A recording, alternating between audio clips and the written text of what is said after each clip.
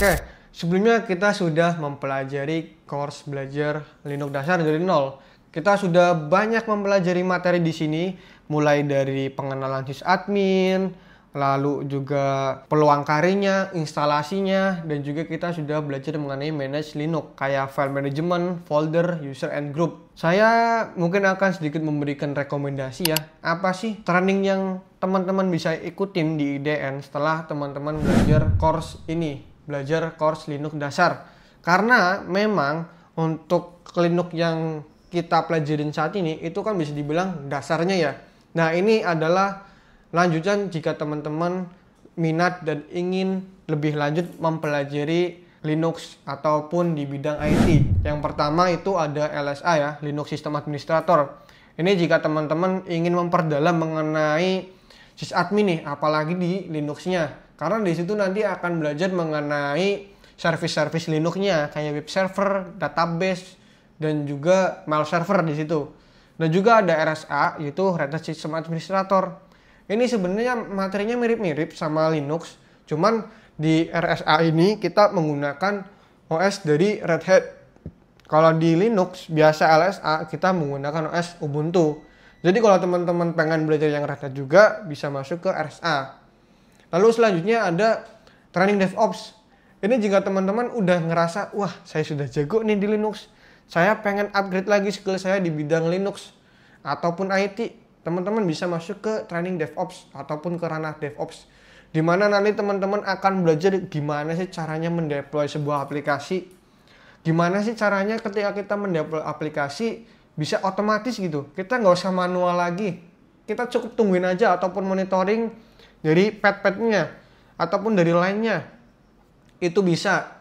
Atau teman-teman pengen belajar mengenai hacking, itu juga bisa. Teman-teman nanti bisa masuk ke kelas Basic Penetration Testing.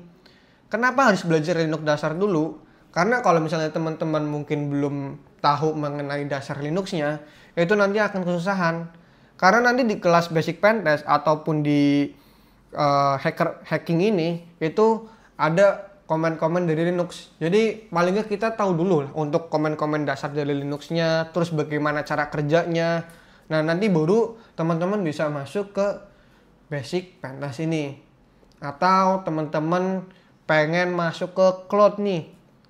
Kan yang sedang kita lakukan sekarang itu bisa dibilang kayak on-premise, atau kita manage langsung servernya di data centernya langsung. Tapi kalau misalnya teman-teman nggak pengen seperti itu, teman-teman pengen belajar cloud, nggak ke DevOps deh, itu bisa teman-teman masuk ke Proxmox Administration ataupun VMware. Kedua ini adalah private cloud. Sebenarnya sama-sama cloud ya, ataupun awan di sini. Cuman kita masih nge-manage si server kita di situ. Nah, dari sini juga nanti bisa masuk ke public cloud, di mana ada kelas AWS dan juga kelas Azure. Kalau semisal Proxmox dan VMware adalah private cloud, di mana kita masih ada campur tangan di servernya, di data centernya. Kalau di AWS dan Azure, kita nggak ada campur tangan di bagian situnya. Untuk servernya, data centernya, itu nanti yang akan mengurusi dari orang dari AWS dan Azure-nya. Kita bisa langsung pakai tuh di situ tuh.